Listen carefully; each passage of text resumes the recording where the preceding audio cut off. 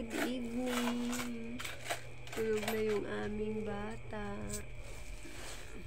Yung display ng tinapay. Yan na lang yung natira sa tinapay namin ngayon.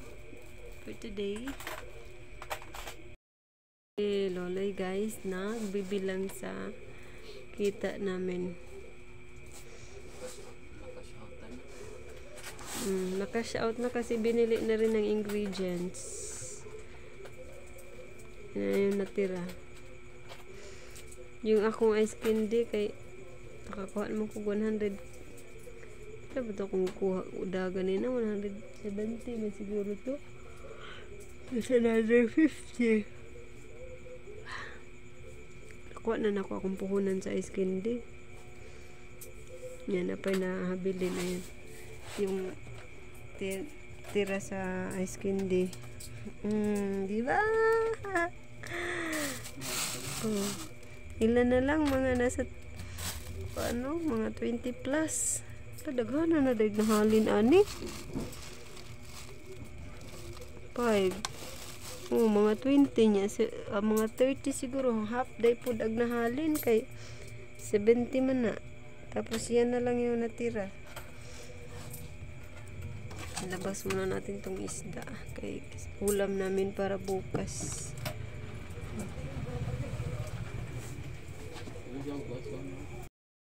Mga kabayan. Ang sarap ng pig pie, oh. Sarap ng pig pie, pero hindi kayo pwedeng kumain yan. Kalami naman ikaon sa pig pie, oh. Banana cake and atis insay.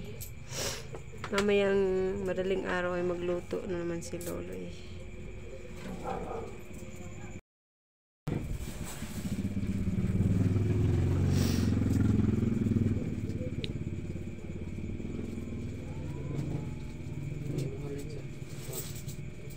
Pilam na 100 na.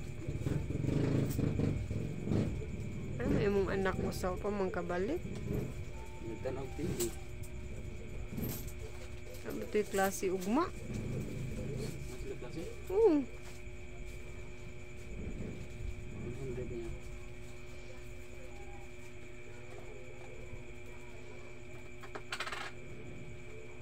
Panggas niya. Ang 600 ay po halin. Ay, nagsuod mong kada ganina katong 200. Yan, mag-save tayo para sa panggas, sa gas.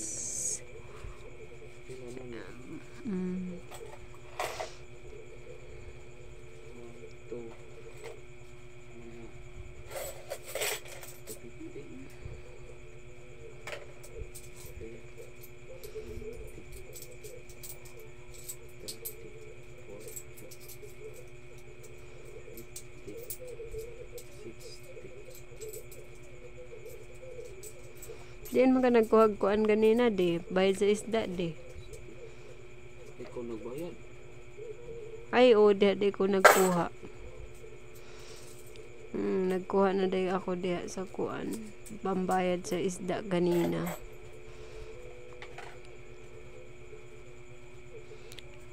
$100 po to.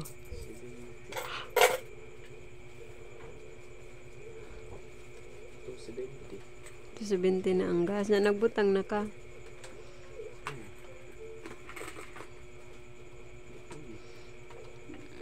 Candy 50 kay nakuha naman ng 175. Naligo ka? Naligo mo ka? Nya wa ni mo gi-blower. Wa ka nag-blower. Nga kay bang matug na. Ko ato ditong blower. Dua na sila? Pa, papungay mo to. Dua. Hindi naman to mo. Unsang pa na? Ang gisaksak mo ba? Ang gipaugaag sa nila. Wala lang. Nimbuto na to. It's a rainy morning, mga kabayan. Ito na lang yung natira ngayong umaga, oh. Kunti na lang. Siguro papulutuin ko ulit si Loloy mamaya nito. punong-puno to kanina nung pag-open namin eh. Yan na lang yung natira. Tapos yung pig pie and cookies. No, cause that's so sweet. Later na mag-eat og pan. Kaya nag-cook pa si Papa og unsweetened bread. Later ha. Hello! Papunta kami ngayon sa bahay.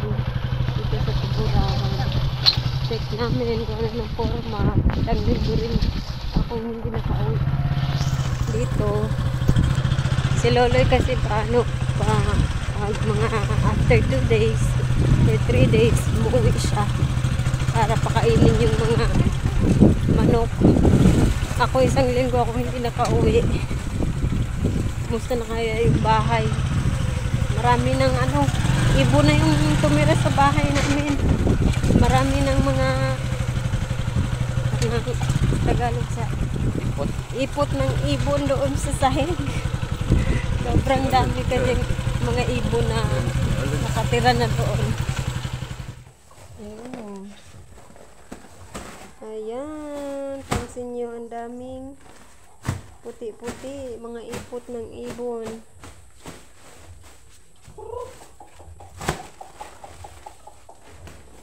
Bibi, where sleeper Papa kay daghang poop sa chicken o sa bird oh. Many birds poop.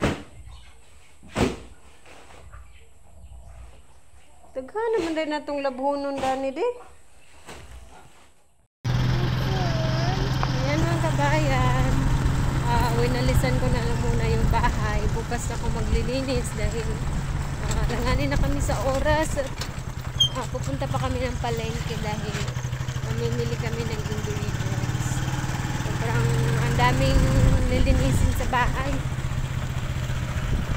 That's all for today mga kabayan. Thank you for watching. God bless us all. Amping mong tanan. Bye bye.